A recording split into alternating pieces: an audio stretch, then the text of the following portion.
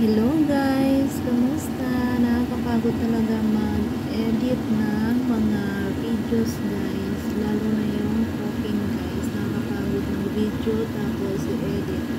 So nagluto nga pala ako ng dried bean curd guys na hinaluan ko ng oyster mushroom guys.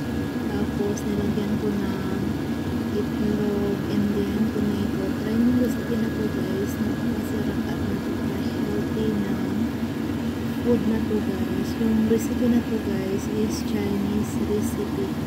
So ito yung mga ingredients natin guys. Ito yung binili ko na dry bean curd. Nabibili nyo siya guys sa mga Chinese store. Tapos nag-ready ako ng 2 itlog.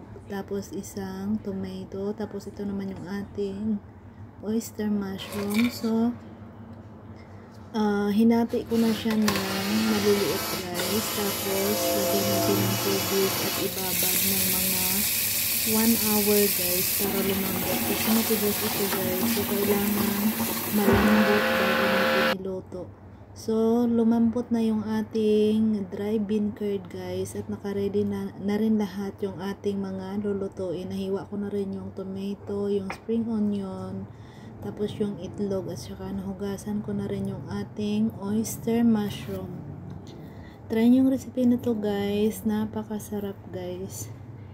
So nahiwa ko na yung ating tomato guys. At na-drain ko na rin yung ating oyster mushroom. So maglagay na tayo ng 2 itlog guys. Yung itlog na to guys, ito yung ihahalo natin sa ating dry bean curd. Ihalo lang natin guys.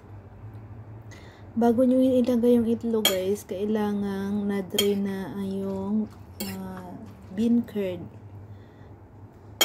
So, nahalo na natin yung itlog guys. Magpainit na tayo ng kawali. Lagyan natin ng konting mantika. Tapos, ilagay na natin yung ating bean curd na nilagyan ng itlog. Ganun kasimple guys, magluto ng bean curd with tomato and guys, nilagyan ng oyster mushroom. So,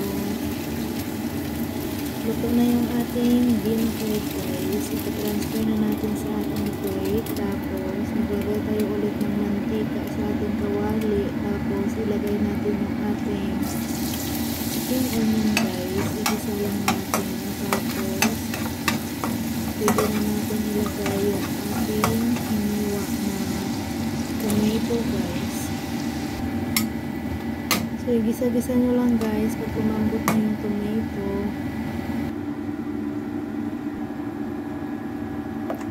So, habang pinapalambot natin yung tomato guys, gawa muna tayo ng sauce ng ating bean curd. Maglagay tayo ng tubig, tapos soy sauce, oyster sauce, tapos sugar. Ayan ang ka-simple guys. Tapos lagyan natin ng dark soy sauce. Pwede nyo rin lagyan ng cornstarch guys. Kaya lang naubusan kami ng cornstarch ng kalapot. Ang ganda pag may cornstarch para lumapot yung sabaw. So, luto na yung ating bean curd guys. Pwede na natin ihalo yung ating oyster mushroom. Tapos ilagay na natin yung ating sauce.